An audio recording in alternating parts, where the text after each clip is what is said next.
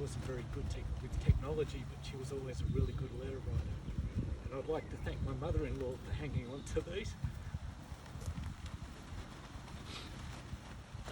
This one's dated the 16th of May 79, and it's about 2 months into her first semester at Mitchell College in Bathurst to become a teacher.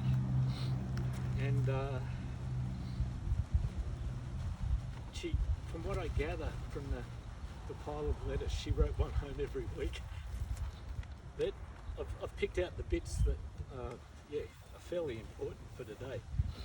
And so I just walked over to the science department, picked up my major assignment. I got 16 out of 20, so that's okay. I got a B in my education test and an A in my maths assignment.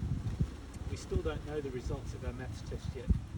On the 22nd of May, we have a meeting to nominate where we want to go for our 2 weeks of orientation or observation. They try to put you in your hometown, so I hope we get Cowra. So that was May 79, and then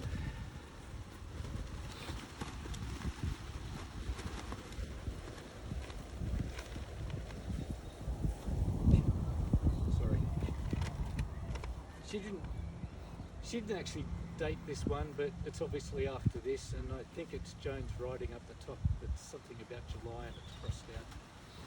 But the one paragraph that stands out is, good news, I just walked over to see what I got for my 2 weeks orientation or observation, and I got Mullian Primary. Philippa got Cowra Primary.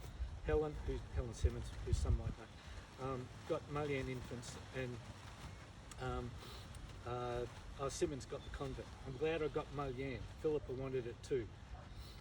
Wonder how Simmons will go down at the convent. Glad I didn't apply there. And then to finish it off, and this is the bit where it almost didn't happen.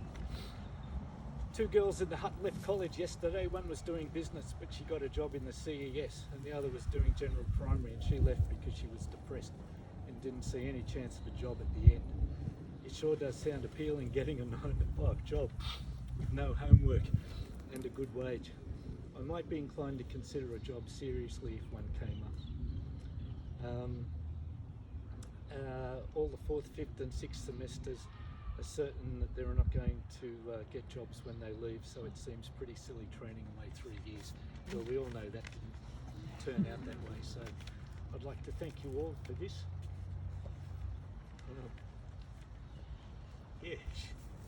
She brought it. Yeah. Love that she would come into my office at Kath, we need to have a talk. And I'd go, yeah, great, not a problem. What is it? No, we need to sit, yep, and we'd sit down, and she had the most wonderful ideas, and she would sit there so beautifully and present to me these ideas about how we should do things, or things that she thought we weren't doing in exactly the right way, and there was another way that she thought we could do it. And there was so much wisdom in what she had to say, and always such great ideas.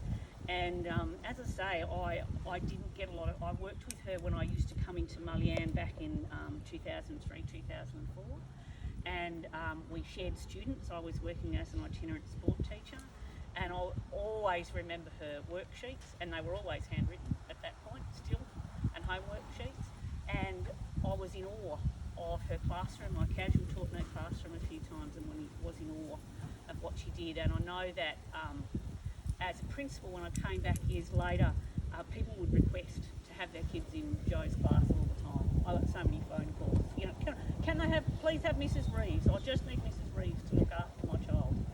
And I always understood exactly why, because I would always say, yep, if my kids were here, that's who I'd want teaching them to. She just does such a lovely job.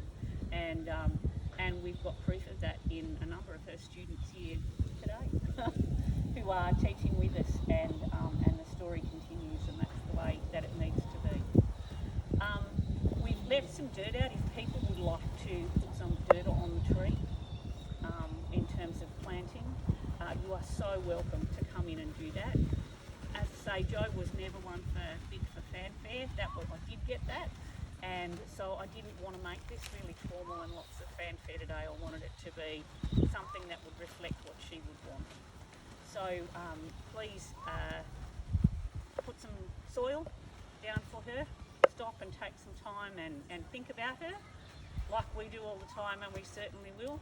Know that that if ever you're having a bad day, then you are so welcome to come in and just come and stand next to the tree. And these guys will grow into huge trees, and we'll put some seats in underneath, and there'll be a place forevermore where you can come and sit if that's what you need to do, because sometimes we just need a place to be. And I know that there will be days when I'll just come and sit down over here and spend a bit of time. So thank you so much for coming. I do really appreciate it. And as I say, you're so welcome to put